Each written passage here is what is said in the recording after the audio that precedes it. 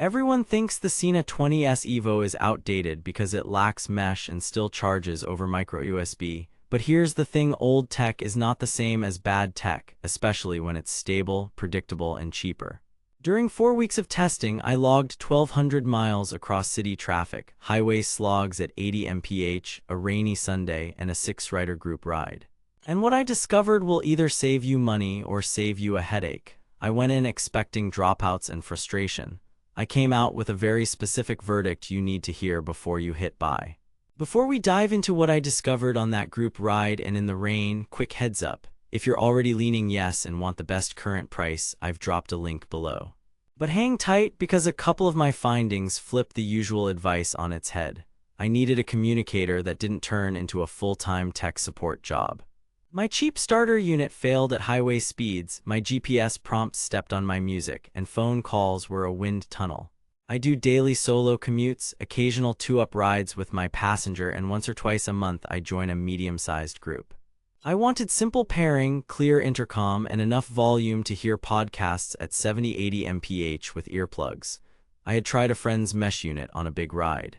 It was great in a crowd, but overkill and pricey for my week-to-week.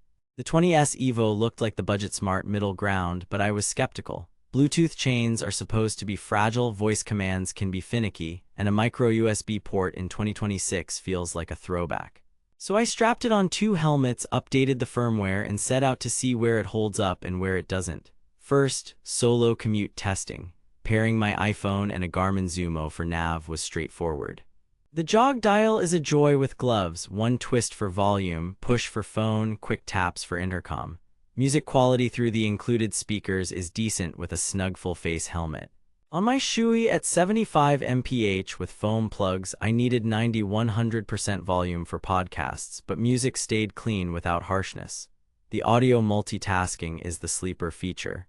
GPS prompts duck the music instead of killing it, and intercom overlays without awkward pauses. But then, voice commands.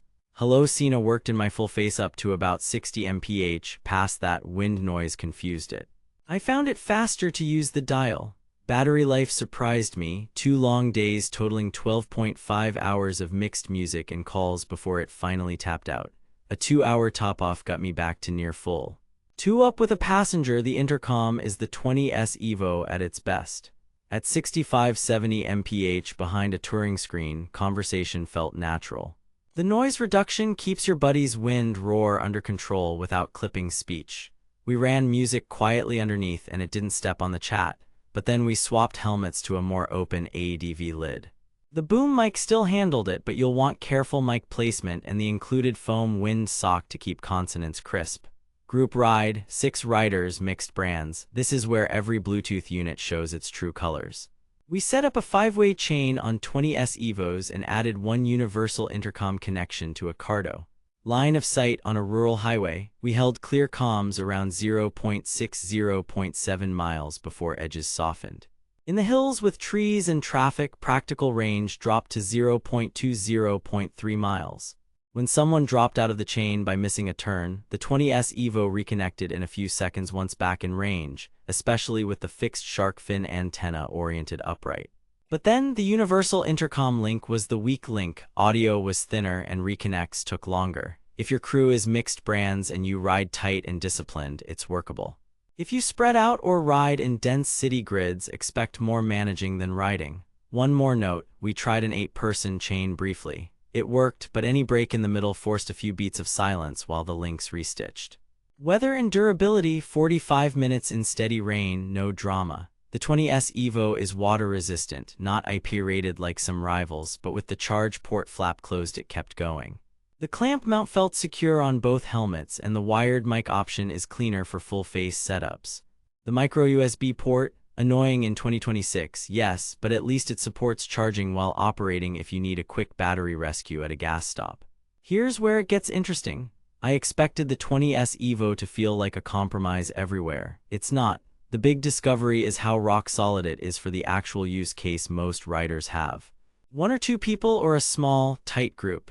In that world, Bluetooth isn't the enemy. It's simpler, battery-friendly, and the audio multitasking makes daily rides calmer. After 30 days of back-to-back testing, I had fewer gotchas than with early mesh systems I've used that can be fussy when half the group forgets to update firmware. The fixed fin antenna on the Evo absolutely helps stability compared to the old 20S I used years ago. And while the speakers aren't marketed as JBL branded or anything flashy, they're competent if your helmet is quiet and your fit is snug. Against mesh alternatives from Sena's 50 series or Cardo's Packtalk line, the 20S Evo loses in big, spread-out groups and in rainproof bragging rights.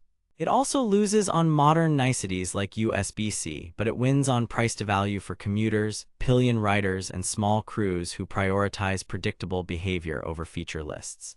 Now that you know where the 20S Evo shines and where it stumbles, the next step is easy.